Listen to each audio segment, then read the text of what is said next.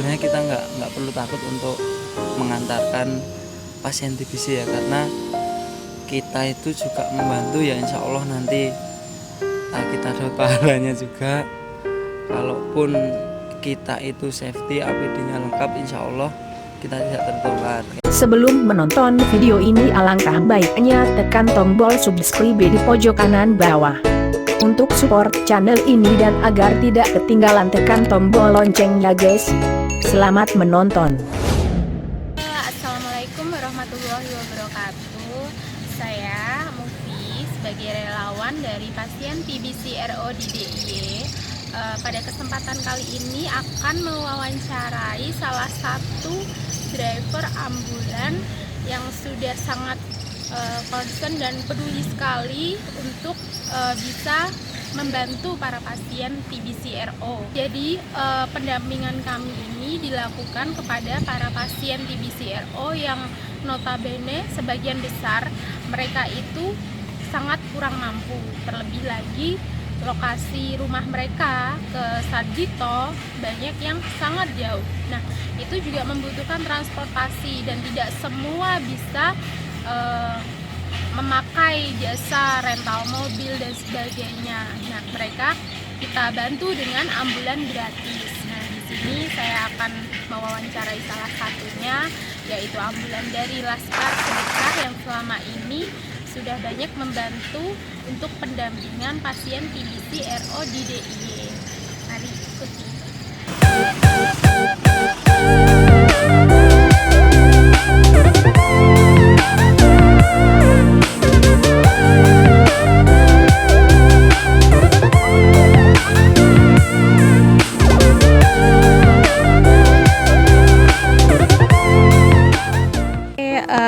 Kali ini kita ketemu dengan driver dari ambulan Laskar Sedekah. Yuk kita tanya-tanya sedikit ya. Mas, bisa perkenalan diri dulu? Sebenarnya Assalamualaikum warahmatullahi wabarakatuh. Perkenalkan, nama saya Mas Haji dari driver ambulan Laskar Sedekah. Sudah berapa lama sih Mas jadi driver ambulan itu? Untuk driver ambulan sendiri saya itu sebenarnya belum lama. Saya pegang ambulan ini dari tahun 2014. Itu mulai dipasai ambulan ini sama Mas Ma'ruf yang punya Laskar Sedekah. Lalu pasien yang biasa dibawa itu biasanya sakitnya apa aja sih Mas?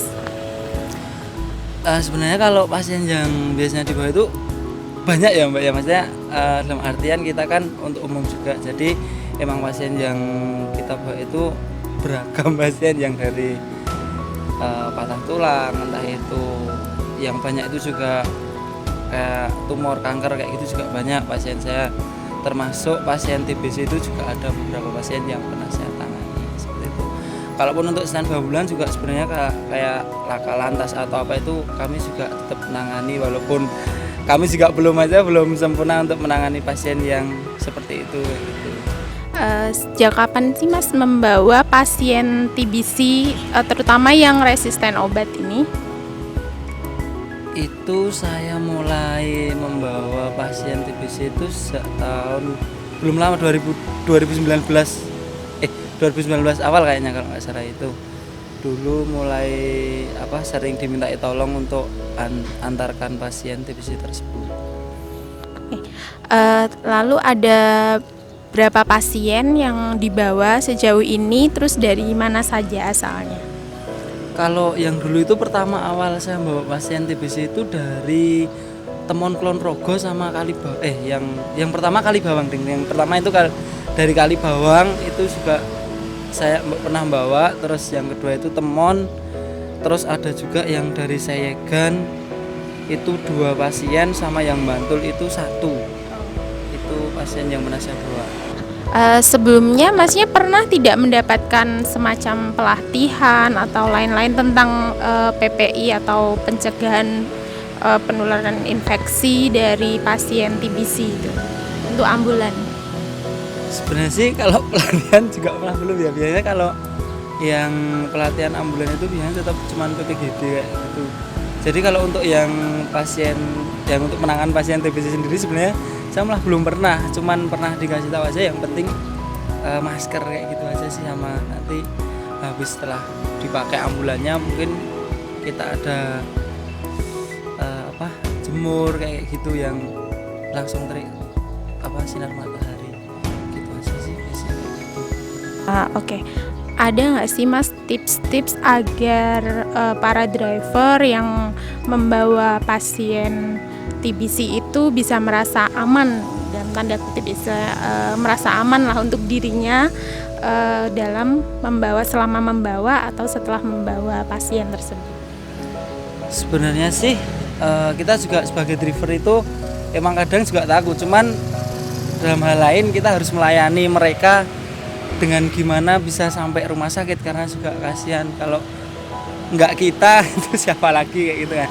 Biasanya kita juga yang paling utama itu sebenarnya cuma masker sih, kalau saya sebenarnya cuma masker itu yang paling utama, walaupun nanti kontak langsung juga nanti ada hand sanitizer itu juga penting. Terus syukur-syukur ambulan kita itu memang udah terpisah dari driver dan pasien, katakanlah ada sekat di ambulannya kayak gitu. Mungkin untuk setelah membawa pasien mungkin yaitu penjemuran, sama nanti ada alatnya sendiri sih untuk membersihkan yang ambulannya itu. Biasanya kita ada alatnya tapi lupa ya saya. Ozon apa itu namanya itu. Terus sama masker yang paling baik sih sebenarnya yang N95 itu sih kayak menurut saya, kalau yang untuk khusus pasien TBC-nya dan kitanya juga yang harus hati-hati aja. Mungkin itu. Selama ini kan jenengan dimintai tolong oleh kami dari Aisyah untuk membawa pasien TBC. Nah, ada fasilitas apa yang sudah dari Aisyah berikan, atau mungkin dari pemerintah atau dari luar misal memberikan untuk APD, alat pengaman diri itu? Kalau dari Aisyah sendiri alhamdulillah kemarin saya udah dikasih maskernya itu yang N95 itu, dulu dikasih sama kadernya Mbak Rahma namanya, itu dulu pernah dikasih itu aja sih Mbak. Sekarang mahal ya Mas? Iya, yang sekarang mahal karena baru ada ini sih, sebenarnya ada virus yang masuk ke Indonesia ini sih. Tapi kita juga nggak usah maksudnya perlu takut, yang penting kita bisa menjaga diri kita aja sih, yang penting bisa apa-apa, bisa cuci tangan kayak gitu, sentuhan dengan siapapun, habis megang apapun kita yang penting cuci tangan, sebenarnya nggak usah perlu takut, cuman waspada boleh, gitu aja sih sebenarnya. Oke. Ini suka dukanya nih Mas selama menjadi driver ambulan, baik itu untuk pasien umum atau terkhusus lagi pasien TBC RO ini. Suka dukanya apa ya? Sebenarnya kalau suka duka sih banyak, cuman kalau yang saya sebutkan mungkin kalau untuk yang sukanya dulu itu ya kita kan juga alhamdulillah ya ini ambulan gratis, jadi kita bisa menolong bersama, kita bisa yang pertama itu mendapatkan pahala lah istilahnya, insya Allah nantilah ya kayak gitu. Terus mungkin dari pasien-pasien sendiri juga ramah-ramah kayak gitu, dan pasien-pasien saya pun juga udah kenal jadi ramah sama kita bisa seneng nolong mereka juga seneng alhamdulillah bisa kita tolong kayak gitu. Mungkin kalau dukanya apa ya? Lebih banyak senengnya sih Mbak sebenarnya kalau di ambulan. Mungkin yang dukanya itu kalau kita pas nolong gitu, katakanlah KKL kecelakaan gitu, kita udah semaksimal mungkin membawa mereka, menolong mereka, cuman ya Allah berkehendak lain,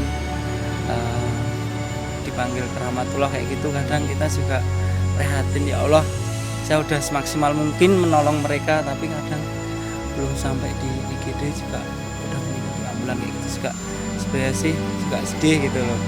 Terus juga nggak cuman untuk laka, kadang kayak jantung juga kayak gitu. Itu juga kadang kalau belum sampai di rumah sakit tapi belum tertolong itu kadang juga sedih sih. Tapi ya alhamdulillah sih masih banyak yang bisa ketolong gitu.